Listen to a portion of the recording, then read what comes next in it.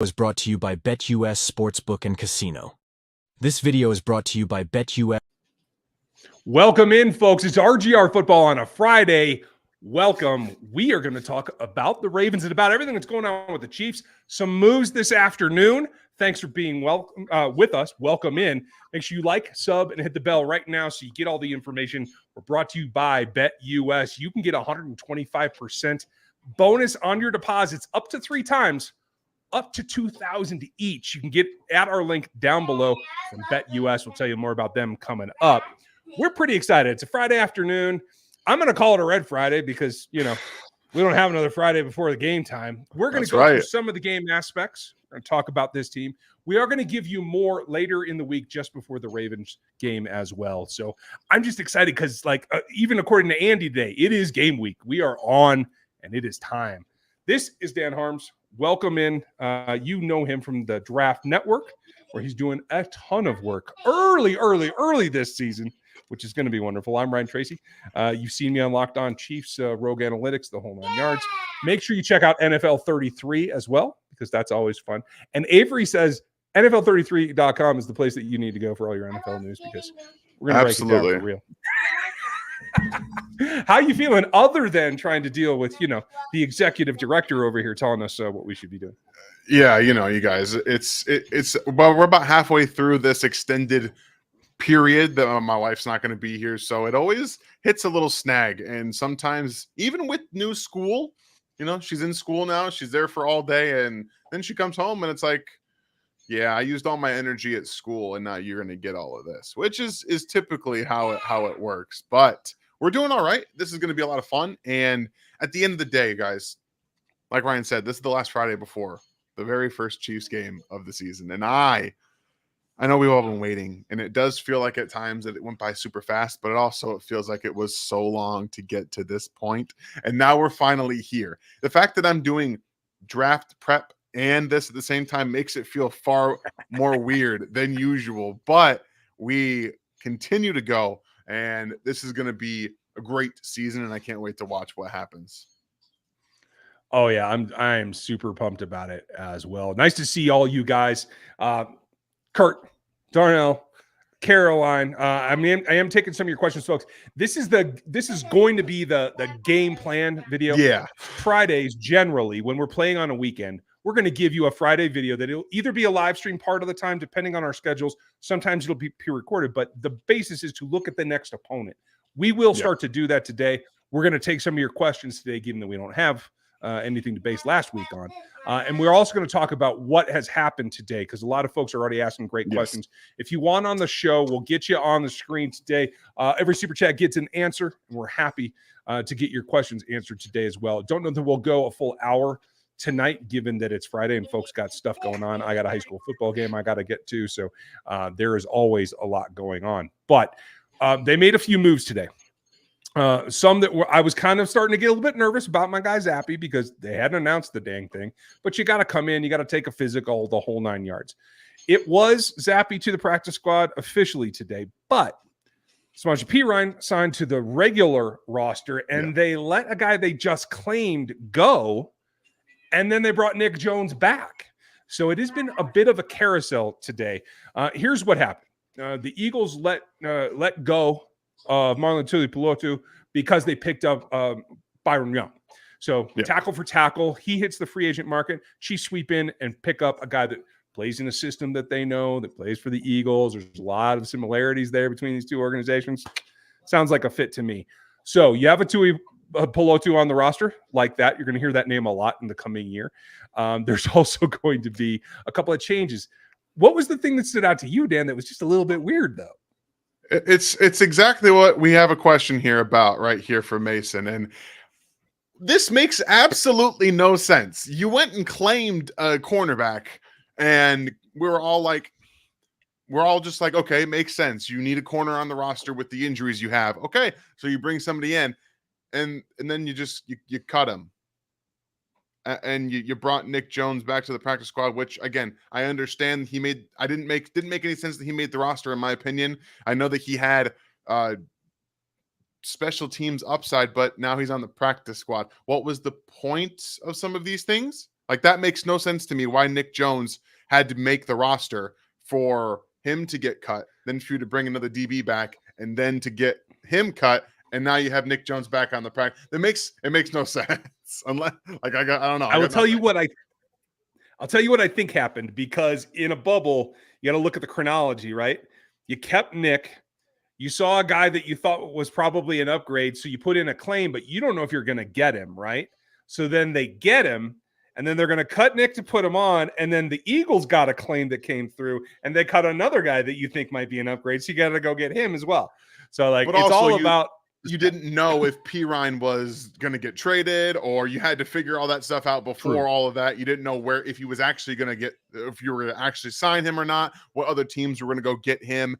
So all of it has to happen in chronological order, and you don't always have that process out in front of you. So the one thing that we knew, at least assumed was going to happen, was the Chiefs were going to bring in Samaje Perine. That was something we've talked about at length coming into the cut down days. And when they put him on the trade block, essentially before cut downs, everyone was like, yeah, they don't want to pay his roster bonus, but no one wants to trade for a player when a team's just trying to get rid of them so you don't have to pay their money.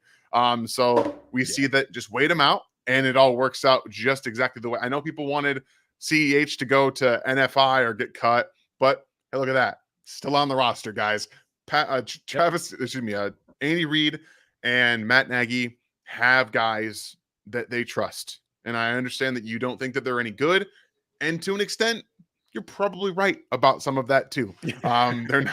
They're just not going to be explosive, great playmakers for this team. But sometimes they just want to put players on the field that they know will, for the most part, do what's asked of them. So continuously wait till more draft cycle process comes out, and then you can see how we're going to replace those in the next offseason. And we got tons of stuff about draft coming up too. So, oh yeah, it's all a process, especially if they are able to push for this three-peat, man. We are going to be talking about the draft, because every contract they sign means one or three more places you have to have a first contract player on. It's going to be critical. Minotaur, welcome. 36 months. Nice to see that. I'm pumped that you're here for 3 years as one of our core members. Folks, if you want to be in the membership, you can join below, or you can upgrade here in just a second. That gets you all kinds of extra content, truth behind the scenes, all my rants, all Dan's rants. In fact, I just put one out last week, and we try to give you the inside scoop on some of the reasons we say things where, you know, I try not to go out on limbs. If I don't have it from a couple of sources that I trust, I try not to say it. I can hint at it when I have one source that I trust, but we try to go behind the scenes to the members. And Minotaur helps because he's been here for 36 months, 3 years as one of our members, and he gives away more memberships than anybody that we know. So if you're one of those that gets a free membership today, welcome in. Thank Minotaur. We appreciate it. You're going to get in at the bottom level. You can upgrade to rookie and get all the extra content. You can get into the member streams and all that as well. So there's a lot out there. So Minotaur, cheers to you, buddy. We appreciate you. I want to go back too, though. I hope Latrell was able to get back on the stream, because he was the first one in here a couple of hours ago. So cheers to you, buddy. It is a live stream. And Hanman, right? We are back. And Hanman, we are going to take these questions. So good to see you. And I saw you just had one here coming up too, another one of our members. So we're going to cycle through. I'll let you start in terms of Tui Pelotu, if you had a take on when he came out or what you've seen from him since. Yeah, no, just more about for the defensive tackles.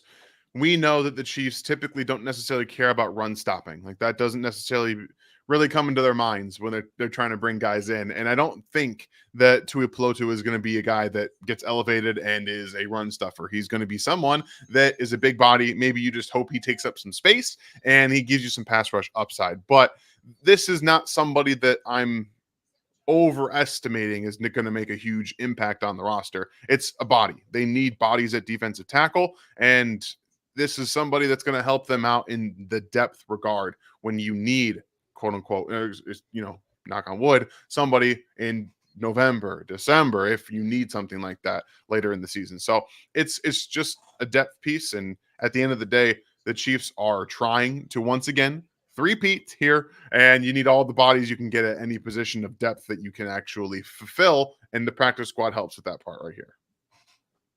Agreed.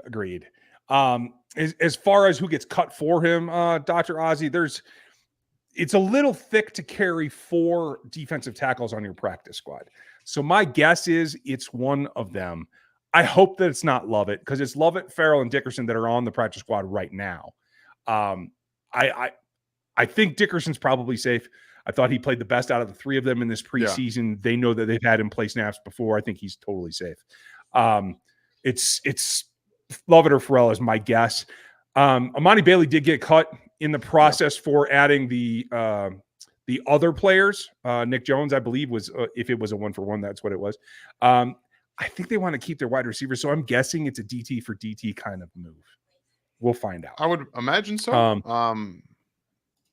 I got to look up my guy because I didn't see him get put on the practice squad, and it makes me sad. Okay. Well, you're going to check on that, and we're going to come back and talk about Jaden Hicks in particular, because Caroline has a great question for him. But check out BetUS. There's a ton of action right now for the Chiefs and for Patrick Mahomes. RGR Football is sponsored by BetUS Sportsbook and Casino. And this is the deal. Fastest payouts in the industry. And right now you get a 125% sign-up bonus up to $2,000 right this minute. Chiefs are all over BetUS because they're right at the top of the list for both Super Bowl matchups. Whichever you think is the most likely opponent for the Chiefs, you can pick right now, as well as the Super Bowl odds that are the best currently as we speak. Mahomes for the MVP, the conference titles. You can get into all the action if you want to get over to BetUS. That's a 125% deposit match on your first 3 deposits up to $2,000 each. They have live wagering on all major games, the best betting variety in the business, and you can even get 10% back on your losses twice a year. Check it all out at our BetUS link in the description below. All right. So I think you guys will dig that and support the folks that support us. We appreciate you. Dan, who were you looking up and who were you taking a stab at there? Cornell Powell. I gotta give. He's not on the practice squad, guys, and it hurts because he also played probably the best among the depth wide receivers in the preseason, and he didn't get brought back. So got to pour one out for my guy, and that's it. Sorry, bro. It happens to the best of them. I've had guys go as well. Been a good offseason for me so far here in cutdowns, but like I've had my years where nothing goes right. So I totally hear you. It hurts, Jeremy. Battlecat, thank you, buddy. Appreciate you. Appreciate you, Battlecat. Yeah. Okay, so Carolina had this. What's the role that Jaden Hicks playing in this game? In this game, game 1 against the Ravens, I think they want to be in 3 safety as much as they can. They've been cramming his head full of plays, roles, rules, the whole 9 yards, because I think they want to put him in the box. I feel like Justin Reed's probably fully recovered. We haven't seen hardly anything from him. So I do feel like Hicks will be the 3rd safety in this ball game. But the 3rd safety might come in earlier to either sub Reed or join Reed. And it really depends. I feel like the Ravens are going to come out and they're going to run Henry, and then they're going to RPO and see if Lamar can get loose. That's what it feels like to me. If that's the case, then I do think Hicks will get on the field pretty quickly. What do you think? I don't disagree. I also think we could see a lot of like big nickel with not just Jaden Hicks on the field, but you have a single high, quote unquote, with Cook, but Connor and Hicks are on the field at the same time, which I think would be a lot of fun to have, especially against an offense that wants to run the football and be more physical. Connor's not the best tackler, but he is going to be throwing pads around, and that's okay. That's what you want to have. You want to get some of these players. You're not going to get Derrick Henry like not wanting to run the football, but you can get some licks on him. I think that it would be a great test for Hicks, and at this stage in Justin Reed's season, you don't want him out there the whole time because he's not fully recovered in terms of getting his legs under him. Like, he's healthy, yes, but he's not ready for the game in terms of playing 100% of the snaps. So he's going to spell him quite a bit in this football game. So they're probably going to rotate those two. They're going to, bring Connor out there. They're going to bring Roland Wallace out there, who I'm glad did not get cut in these movements that they've been making. So the fact that he's there is going to help give them more flexibility from that slot, that nickel position. So he's going to play all over the place, I think. And it's going to be a lot of fun to see what they do with him. Yeah, agreed.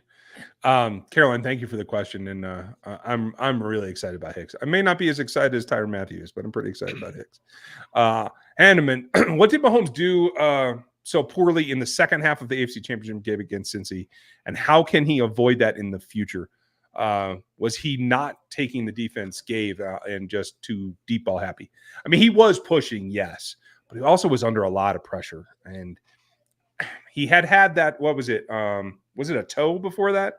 Like a couple weeks before. So he wasn't 100%, and he kept trying to use his wheels, I think, too much. He wasn't taking the throwaways, and he wasn't taking the dump offs. So that's what I remember. What do you have? I think that game, that was the adjustment from Cincinnati, and they didn't have an offensive adjustment to it. They weren't willing to run the football enough in the second half. They still, and when they did run it, they weren't very good at executing it. So they got out in front of the game early. It was 21-3 going at halftime, right? Something like that.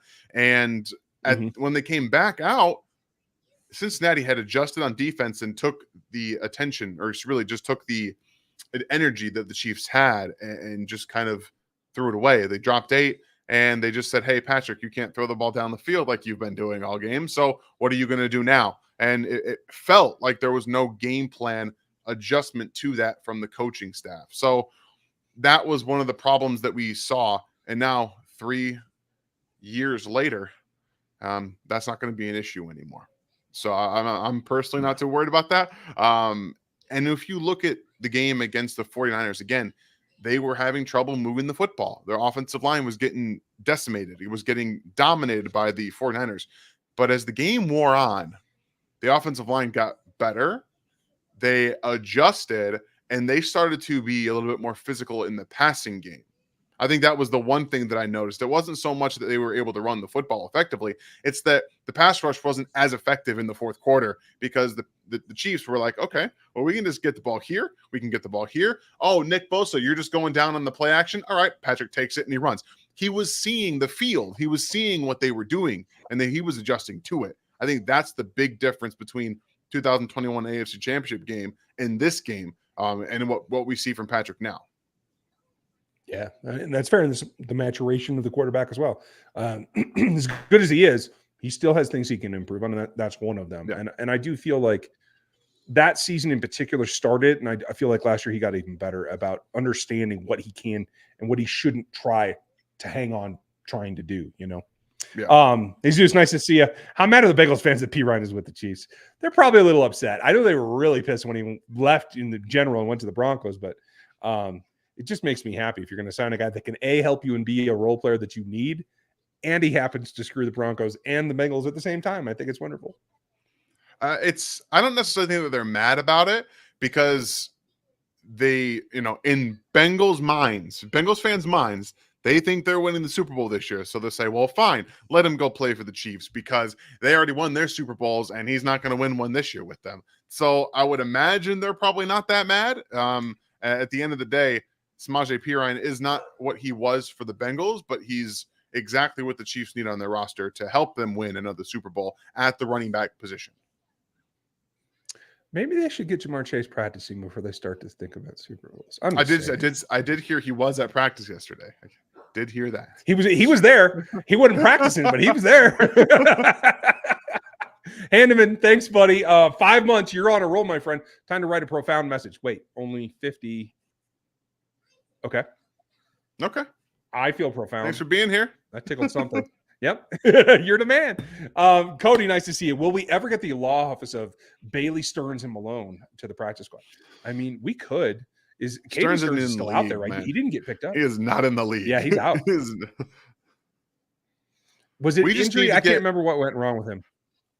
He wasn't good. He just wasn't good. Okay. Fair enough. Okay. Well, that'll so maybe the other guy the other guy is Mitchell Tinsley, who's with the Washington Commanders, who is still on their team, if I'm not mistaken. So he's the other guy that was catching passes from Bailey Zappe before he transferred to Penn State his last year. Yeah, buddy. I'm ready. I am totally ready. Rafiq, nice to see you. What's the latest on Nick Bolton and Trace Smith's contract situation? Well, what we learned yesterday from Brett Veach was that they needed to get Creed done first. They felt that adamantly, and they did. And now it's on to Trey, according to him. Now, again, Nick's been hurt. I think Nick's probably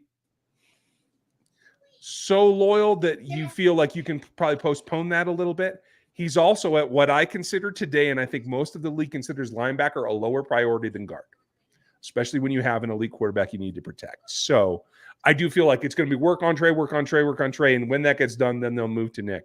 I'm sure they have some like basic conversations, but I don't think they're like burning down the house to get Nick done right now. Do you, Dan?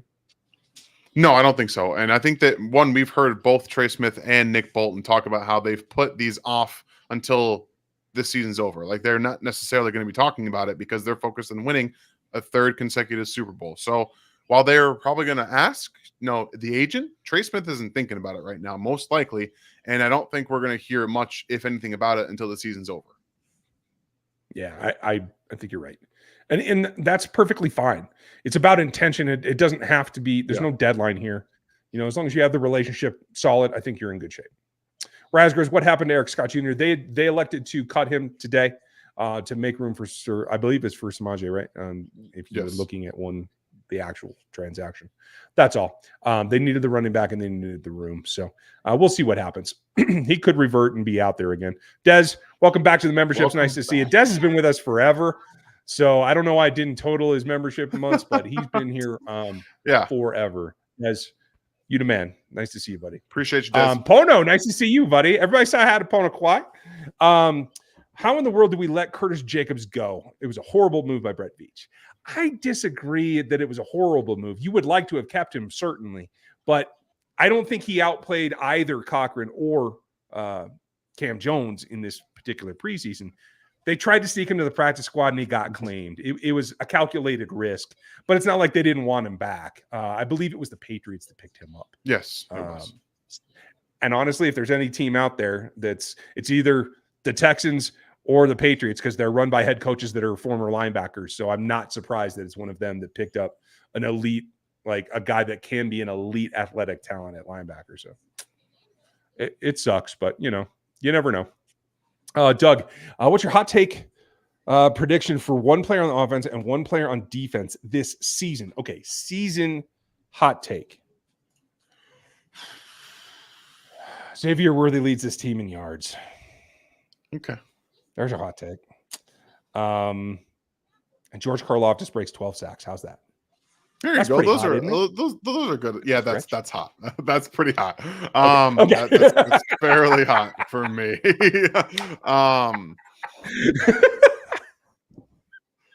Dan does not agree. And it's not so much that again, you guys, George Karlaftis has done more than I thought he ever could in the NFL to this point, and hats off to him for working his butt off to get there. Fact of the matter is he still doesn't win quickly enough to get the 12 sacks, in my opinion. So yes, I think it's a hot take. So I like that. On the offensive side, I think Isaiah Pacheco gets 1,500 total yards. I think he's going to be on fire this year. Because not only has he been wanting to get better at receiving, Clyde, Carson Steele, Samaje Perine, they're fine. But this is going to be hey, run and catch until the wheels fall off, buddy. This is going to be your year. This is pretty much how I see that. So I think that is where I would. On defense, Tershawn Wharton with 5 sacks. I like it. I think that Veach called him out yesterday as well.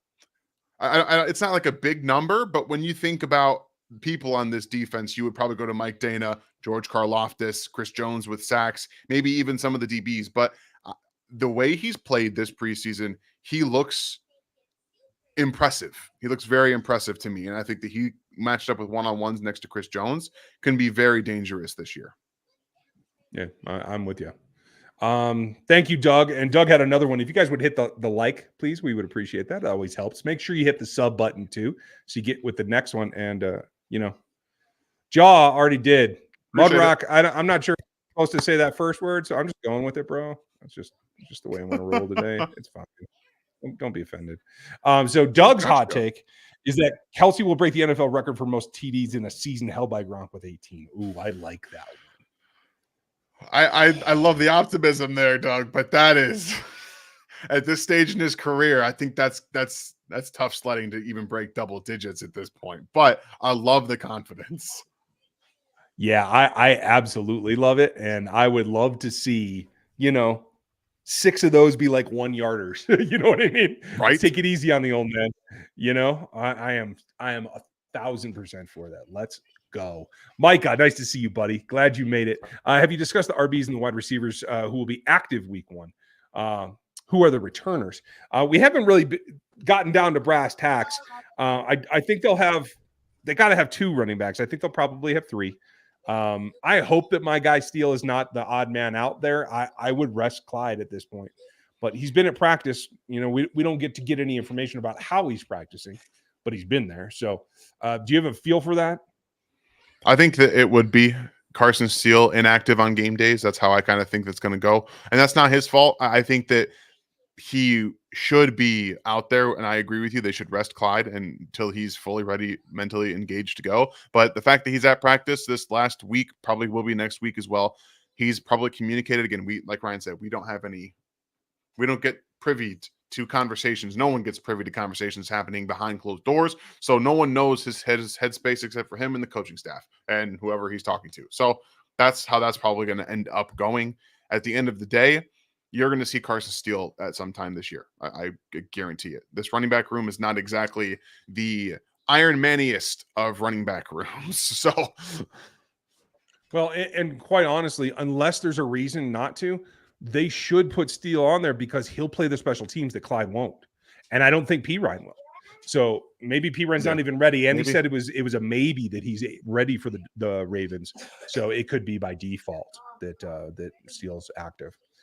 Gary, do you see Juju having 600 yards and 4 to 6 touchdowns this year? Gary is one of our moderators.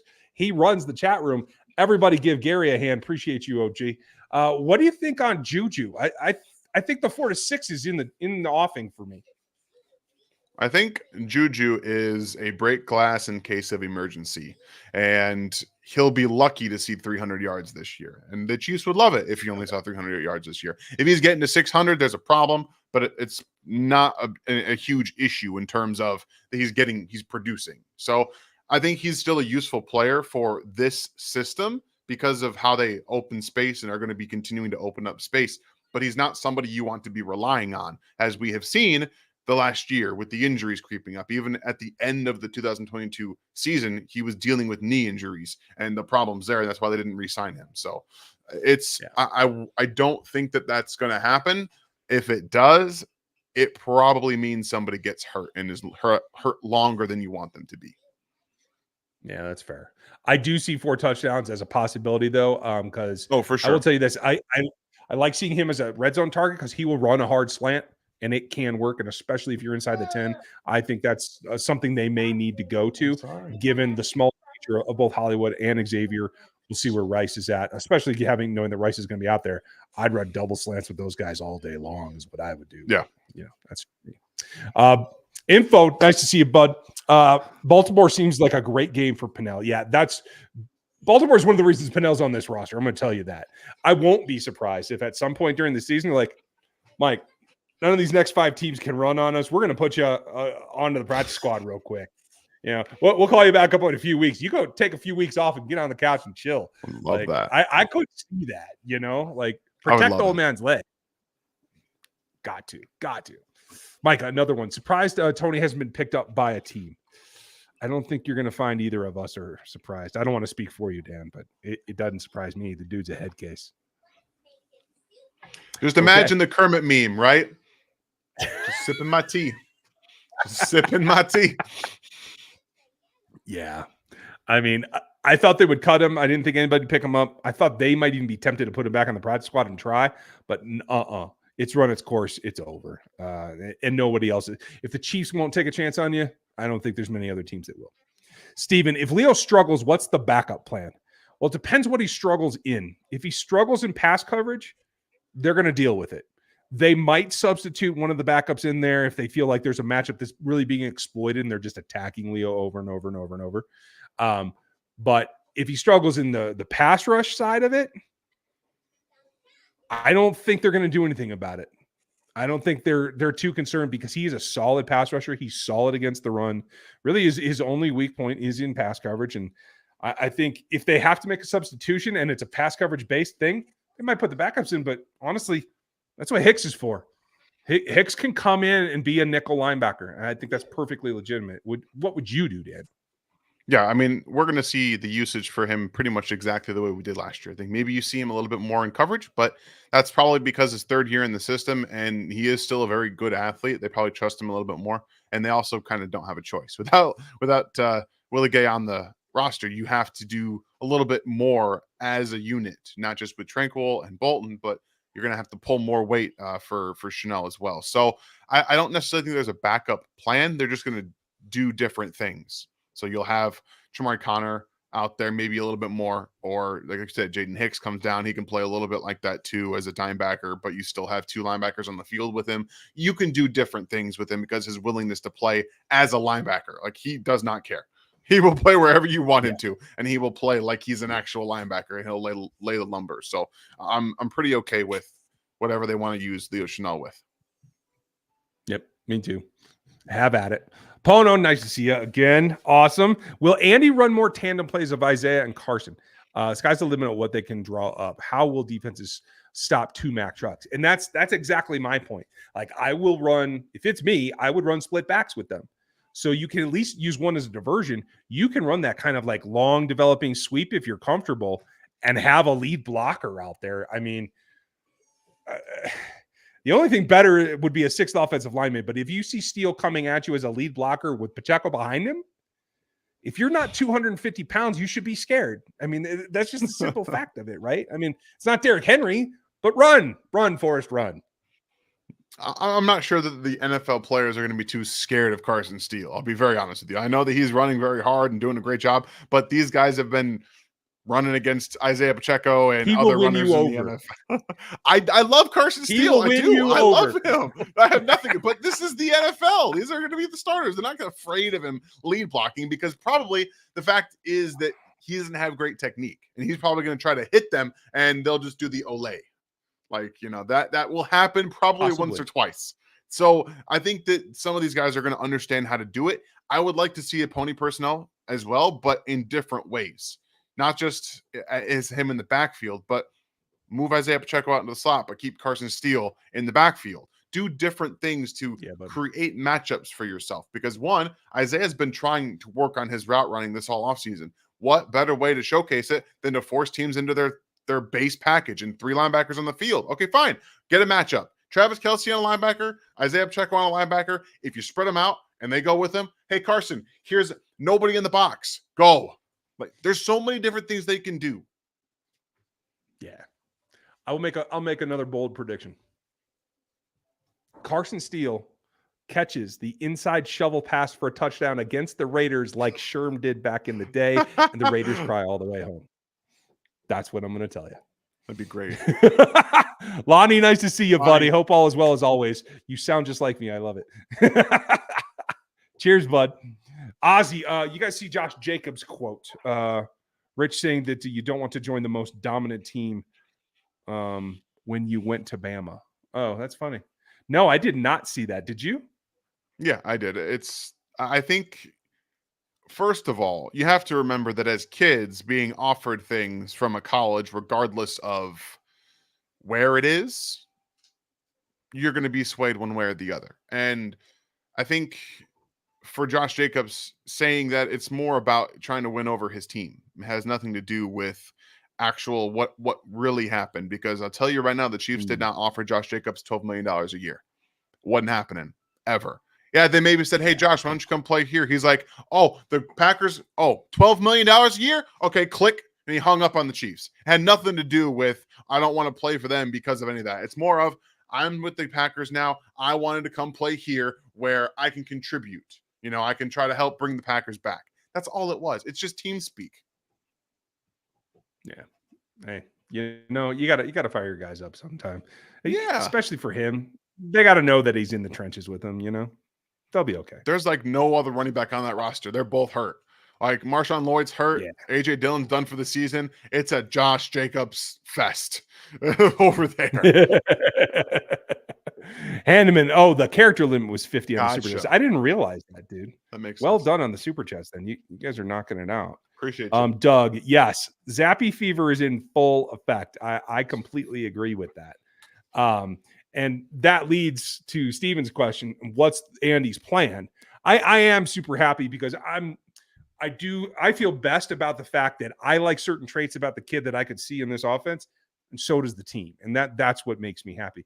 I will tell you this: the plan for Zappe is to see what he can become. Quite frankly, he got coached by a defensive damn coordinator to be a quarterback. The kid hasn't had a chance to grow and actually learn from somebody who knows the game. So despite being way down on the depth chart and having to run scout team and all that, he'll learn from two uber experienced quarterbacks, both with titles. He'll learn from the best play caller in this entire league, maybe the world. And he'll have a guy like Matt Nagy who wants to get creative with stuff. I think they'll either do one of two things. They'll either give him some exposure. He'll never see the field this year because they won't need to. And next year, maybe they'll consider making him the backup because Patrick's experience-wise, the graph is like this. Patrick needed an experienced quarterback in the quarterback room to help him. But as Patrick gets here, you don't need the veteran as much. It becomes about what can you do as the backup in case Patrick misses time, right? So if they can train him up and he learns the system, he could eventually be Patrick's backup. Or they'll spotlight him in another preseason and they'll get a trade out of it that will garner them a nice pick. That's my thought. That's more of what I think. I think they're going to try to maybe even the last game of the season. If they're good, they have nothing to play for, maybe they call up Zappe and he plays in the week 18 game. Let him see what he has there. And I'll tell you guys, I don't think Bailey Zappe is a good quarterback. But I'll tell you that I think he's better suited. He's better suited for this offense than Chris Oladokun is, who, in my honest opinion, has been here 3 years now, and he's been the same player. Yeah. Bailey Zappe started in the NFL. He started games. I know it's for the Patriots, for bad teams, but he started. He has legitimate starting experience, and he's a stylistic difference than Carson Wentz and Patrick Mahomes. He has to play on anticipation because he doesn't have the arm strength. He just doesn't. He has to throw the ball with anticipation, which is something that Andy Reid would like in terms of emergency quarterback. Okay, I can have a playbook for opening everything because if you just have to take a quarterback and drop him into this offense that's still structured the same way, there's a ton of space. He can throw into windows. He can throw into space. Those are things that he does pretty well. And staying in the pocket, trying to just get the ball out on time quickly are things that he operates well. So you limit what he has to think about, and you can get the most out of him. So I don't like Bailey Zappe because I don't think there's any upside there. I think he is what he is, and that's pretty much what it is. But Bradley, to your point, Ryan loves him because that's his opinion. And you're allowed to have your opinions. You're allowed to have guys you like, and that's okay. It's okay. You don't have to like him. No one's telling you have to. But I think at the same time, you and I don't like that, but I understand why he's in Kansas City. And that's why I try to explain it, because I think that they can do something at least manageable if he were to ever have to see the field in a legitimate football game. But at worst, you're probably getting a trade out of it in some way, shape, or form. Yeah, you explained that better than I did. Thank you, buddy. And it's just you fall for certain things, Bradley. You know, everybody's got their style, right? Veach has a type. I have a type. There are still guys like Isaiah Spiller who just got cut from the Chargers. Hey, come on, please. He's not there anymore. He just got released from their practice squad too. Nobody. He just got released from their practice squad. Okay, that's what I was asking. Done. And he was an elite player at the running back position in that draft class, according to everyone. Ooh, he was my RB1. Why isn't Bailey one of? Was he really? Oh, I didn't realize that. Yeah. Oh, okay. Why isn't Bailey one of the running backs of the roster? I thought he showed some good burst and shiftiness. He did. Did he get picked up too? Did I miss that? He was just released from the practice squad, so he hasn't been. Yeah, today. So he's not going to beat out the big three. And now with Perine, there's 4. They released him because now they feel they have the depth that they don't have to keep him in terms of like an emergency call up or something. They needed the DT more. It's really just, making sure that if you can see a weakness coming or an age thing coming or something like that, you're prepared to make internal call-ups and not have to sign somebody off the street right then. That's really the big deal. Doug, thank you. Dan the man, the super dad. Way to go, dude. You are amazing. You, Doug. We're just doing what anybody would do. Okay. I appreciate the sentiment, but I'm just a dad. I'm doing what I can. You're doing a hell of a job. Hey, Micah, sorry, I blitzed through it. Apologies. Dan, week 1, active wide receivers versus who the returners are. Oh, I guess I didn't even see that part of the question. My bad. Yeah, that's my fault. So I think you're going to clearly see no Hollywood Brown active. He's not going to play. And I think all the rest of the wide receivers will be active. I still think Juju's going to be activated just in case. You never know what's going to happen there. But I do think that Sky Moore is going to be a kick returner. At least one of them. I think he'll be out there on kick returns. And I think you're probably going to see Xavier Worley punt returner. I think you're probably getting it week 1. I'm not ready. Maybe. I'm not ready. I don't like it. It gives me an icky feeling. He's ready. I'm sure he's ready. Yeah, well, I'm sure he's raring to go. Yeah. Everybody give a hand to Cole, another one of our mods. Nice to see you, Cole. I can't wait to see Carson fire make steal on the field. I like that. Nice. Barreling through D lines. How many TDs do you see him scoring? He'd be useful in goal line situations. I completely agree with you. Short yardage goal line is going to be a good thing. I'm gonna put it at okay. I'll put the line at 4.5. Dan, over under. Under. I'm gonna go over. Just for fun. I'm more pessimistic about how many times he's activated in games. That's all. And if you see Clyde again go on NFI or something like that, or he gets hurt, or he's just not ready, then I would say over. But right now, I don't want to project anything like that. That's not how I operate. So I'll take the under. Rock and roll. I'm with you. Day, thanks, buddy. Appreciate the super chat. Finally catching alive. I know it's hard. Like, depending on where you live in the country, it's always a challenge. But thank you. We appreciate you. And I know you have been here for a super long time, too. One of our members, folks. Give them a hand as well. Appreciate you. Yeah, especially on a Friday night. I know y'all got stuff to do. We just want to talk ball for a while. We're not going to keep you too much longer. But Jacob had a question about the Reddick situation and what the Jets will or could do with them. I feel it's like a standoff right now. Nobody seems to be blinking. Do you have an idea? He's not going anywhere. The Jets are not going to trade him. That's not. You don't think so?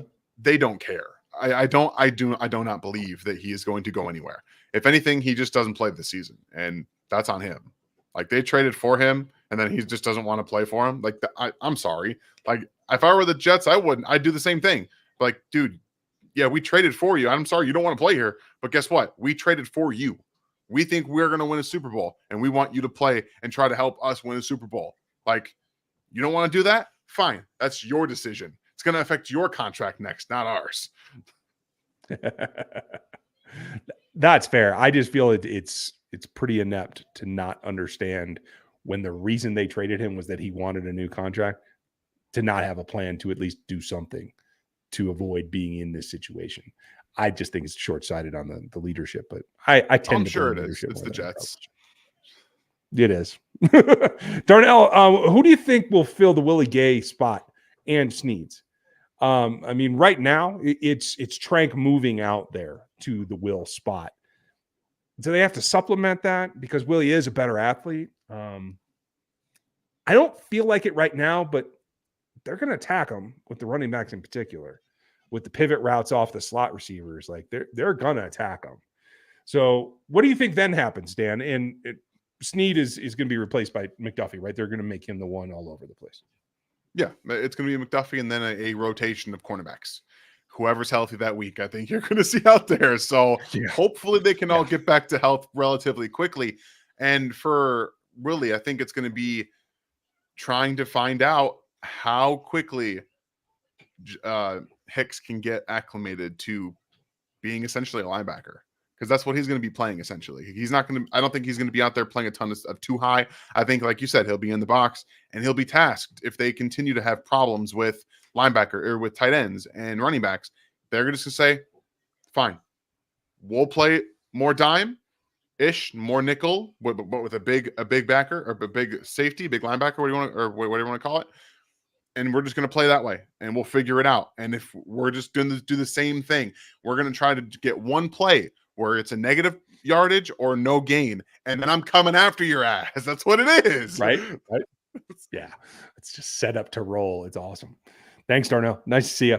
Doug, this is a great one, Dan. You take this one because I'll just go on and on. What's the realistic role for CRW this season? And that is Chris Roland Wallace. For those of you who've gotten a lot of questions lately, it is Chris Roland Wallace, number 30 in the preseason. He is your fifth, I believe. Correct me if I'm wrong, Dad. He is the fifth corner on this roster, right? By all accounts, yes, I do believe he's the fifth corner. But who knows? Maybe they'll change him to safety because I got no idea what they're going to do because he'll play both. So the realistic role is he is game specific nickel. If you got a big tight end that plays a lot of slot for this team, or you have a big receiver like a big slot, he's probably not going to play. If you got a short, shifty, quick guy in the slot, oh, CRW, go ahead and handle that. Like that's his realistic role. Like that's what they want this defense to essentially be, a plug and play based off of game matchup. You have Jaden Hicks, come here. This tight end's killing us. Go cover him. Hey, CRW, this little guy he keeps getting everywhere. Go take him. That's what they want to do. They want to have almost like in this version of an amoeba defense in the sense of so many moving parts, but it's not like you see it on the field with Brian Flores, who would just do a ton of stuff with the same people. It's pick and choose. Like it's create your own adventure. Choose your own adventure for each individual game. And that's exactly how it looks right now. And he's one of the guys that we'll cover because of that, Doug, in our game plan series, Friday nights, all season long, because it will be making those matchup decisions. That's part of the game plan. So thanks. That was a great question, Doug. Good to see you. Sammy, thanks for the super chat. Appreciate you. And thank you for being here for everything. Ready for the season. Can you make me feel better about the corners? And what can we expect to get from Cam Thomas? I'm going to let Dan take these too, lest I go on and on and on. All right. So I think we kind of answered the question a little bit about the corners is you're going to get game specific matchups. And I think that should make you feel a little bit better because they're going to have packages specifically for each team based off of the DBs that they have, which it makes me feel better because if we're just sitting here trotting out Joshua Williams, Jalen Watson, and or Najee Johnson with Trent McDuffie solely on the outside or even in the slot, it makes me feel a little bit uncomfortable. But if you can say, hey, Trent, stay only on the outside, we'll handle everything else. We'll rotate guys in the slot. We'll rotate guys into the outside. You do what you do. We don't want to have to make your plan of attack more complicated, but everyone else is going to move. I think that would hopefully supplement the defense a little bit better. And Cam Thomas is going to be hey, you guys are tired? Hey, Cam, go out there. Go on out. He's a rotational defensive end who is going to offer a little bit more from a physicality standpoint. Again, hand usage still slow. He's trying to develop that. His hands aren't as fast as even George Karlaftis is, but in essence, he's like a George Karlaftis light. And you can put him out there in that role and say, hey, GK, you want a little bit of a breather? Because he plays a lot of football. Give him a little bit of a breather, and it's the same body type. And so you can kind of mix and match there a little bit. Yeah, he's got good strength. He's got good first step explosiveness. And I think the last year playing out of position as a stand-up linebacker has helped him with his pad level. When they allow him to rush from a down lineman position again, I think he's going to be better for it. So it'll take him a while, Sammy, but I think he'll rotate in. I think it'll be a good thing. If you guys would hit the plus, like Doug said, that thumbs up goes a long way and it does definitely help us. We appreciate you. Nighthawk, nice to see you back. It must be the season. What's going on? Am I under the illusion, if you have Worthy and Rice creating space in the middle, want to make one people kind of forget about Kelce and he eats? I don't think that's an illusion. I think that's the plan, buddy. I think you nailed it. What do you think, Dan? I also think that maybe this pitch count is also trying to keep defenses from thinking about Kelce. Oh, okay, he's getting a little bit older. Okay, yeah, okay, you're right, he is. But this is not You notice about he's been playing in the quiet season since camp anymore. started, right? Travis hasn't said a I mean, word. he's not doing as much press. Yeah, it's great. I know he's got like movies and TVs and all kinds of crap coming, but he's been quieter. I think he's trying to like, hey, look at all the speed he got. Look at all the little dudes. I'm just going to be over here doing my thing. Don't mind me. You know, This is all for Travis. After last year, he has committed to not caring about stats for himself anymore. It's not about that. Yeah. He doesn't care about the 1,000-yard years. So he might not even have another one the rest of his career. This is about postseason greatness. Yep. Okay. So he's going to take less snaps during the regular season. He's going to take probably less yards, less touchdowns, less anything. target. Sorry about the hot take prediction about the 18 touchdowns, but it's about winning Super Bowls now. So in the postseason, yeah, you'll see him get up to 70, 80% of the snaps. But in the regular season, you might see him play 55, 60, 65% of the snaps to get ready for the postseason because that's when it matters. He could still get those 1-yard touchdowns. That 18 is still on the table as far as I'm concerned. It's still possible. Gary, thank you. Everybody in here, if you would hit that like, that really helps us, compete with some of the other channels out here. You know, if you like what we're doing, let everybody else know because we already know and we appreciate you anyway. Bradley, I asked you, Ryan, for game plan for offense against the Ravens' defensive weaknesses in there for our Chiefs offense to exploit on Thursday night. Now, I haven't broke down how it's looked so far this preseason. I'll do that over the weekend here and take a long look at the Ravens. But I'll tell you this. Marlon Humphrey's a good player. He's not as spry as he was. I am running slant and goes all day long with the speed guys, with Hardman and with Worthy. I know they don't want to overtax Worthy, so I don't want to give him like a huge route tree, but like I want him to drag his corner through the middle of the field so you get the swings and the other type drags across the grain that just open up nice and peaceful. Like that's what I'm looking for. I also would run the ball some, and I think that you're going to see them really come out early and use the DBs to blitz the edges to try to control Lamar breaking the pocket. What do you got, Dan? Just one thing, because I'm going to get into more of it on Wednesday, because we are going live on Wednesday to do the game plan for you guys. It's going to be a little different. No film this week, obviously, with the season coming up. The right side of the offensive line for the Ravens is Daniel Falele, right guard, who is 6'7", by the way, and rookie Roger Rosengarten, who I liked coming out. But there is one thing that you can do. Go back and watch the Michigan game in the national championship and watch what Michigan did to the right side of the offensive line for Washington. Spags is going to recreate the absolute crap out of that football game, and they are going to be in hell on the right side. Hell. Okay? That's my prediction. Overloads, replacement blitzes, zone blitzes. It's going to be all over the place. And most importantly, not just stop the run with Henry, but I really do think if they're smart and given Lamar's lighter attitude, they're going to be very cognizant of not letting him start breaking the pocket. Des, thank you, buddy. Appreciate your super chat as always. One of our biggest contributors. Will FAU be the best matchup against the Ravens and the Bengals left tackle? I don't know who they're planning to start. I would put him against the right-hand side because one thing he does is attack from a wide nine very well. He's got good length as well. And I think if you can do that, you can overload that B gap and just have your way with it.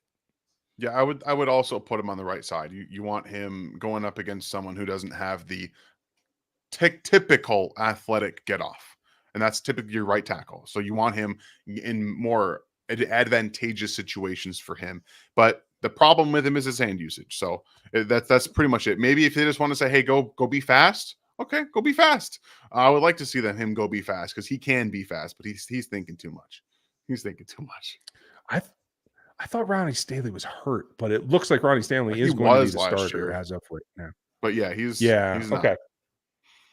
So barring that, if somebody's hurt over there, maybe you attack that as well. I'm not trying to say don't go there, but yeah. No. Let's see. Nighthawk, thank you. Appreciate it. Here is my hot take.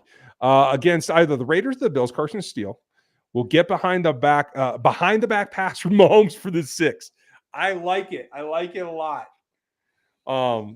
Yeah, I'd love that. Yeah, I think I'm ready. I'm all Steele all the time. I'm Yeah. I've got a tee design coming out. You guys will be able to support him along with me. It's going to be fun. Steven, the way we're talking about Jaden Hicks reminds me of Jabril Peppers at Michigan. How did those two compare? Well, Peppers was before your time, wasn't he? no, I mean, I watched Michigan, so No. I know all about Jabril Peppers. Oh, right. Jabril Yeah, Peppers is, and I'd say this, I don't say this lightly, 10 times the athlete that Jaden Hicks is, and Jaden Hicks is a good athlete. Jabril Peppers might be one of the greatest athletes of this generation, but he is a safety. He could play single high. He could play that. He could do everything. But Jaden Hicks, I think, probably can't play single high. Maybe not right now. I don't know if he'll ever get to that point.